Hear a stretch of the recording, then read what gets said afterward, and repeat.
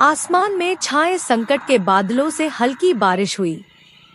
D R news में आपका स्वागत है। सीहोर जिला में बीती रात अचानक मौसम बदलने से बेमौसम बारिश हुई। शुक्रवार की दोपहर बाद से श्यामपुर सहित कई स्थानों पर हल्की बारिश हुई। आसमान में छाए बादलों ने क्षेत्र के किसानों की चिंता बढ़ा दी है। इस समय क्षेत्र के किसानों की रबी फसल पक कर तैयार है। कई किसानों की फसल कटाई के बाद खेतों में थ्रेसिंग के लिए खेतों में रखी हुई है। जिन किसानों की फसल पक चुकी है वह थ्रेसिंग के लिए खेतों में परिवहन के इंतजार में रखी हुई।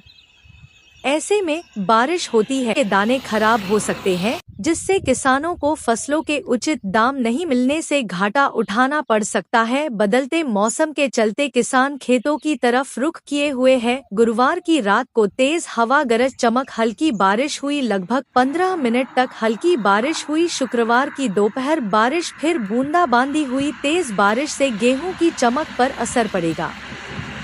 गेहूं के साथ लहसुन, प्याज को भी नुकसान। किसानों ने बताया कि खेतों में खड़ी गेहूं की फसल की चमक पर भी इस बारिश का प्रतिकूल असर पड़ेगा। इसके अतिरिक्त लहसुन और प्याज की फसलों को भी नुकसान होने की आशंका है।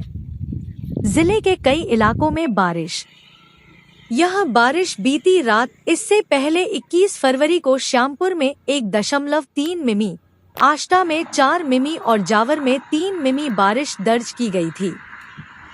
21 फरवरी के बाद अब 20 मार्च को यह बारिश हुई है।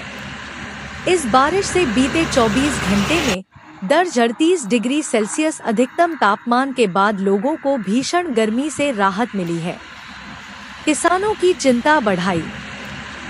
बदले मौसम के मिजाज के चलते क्षेत्र के किसानों की चिंता बढ़ी है। अधिकतर किसानों की खेतों में फसल पककर तैयार है। कई किसानों की फसल खेतों में रखी हुई।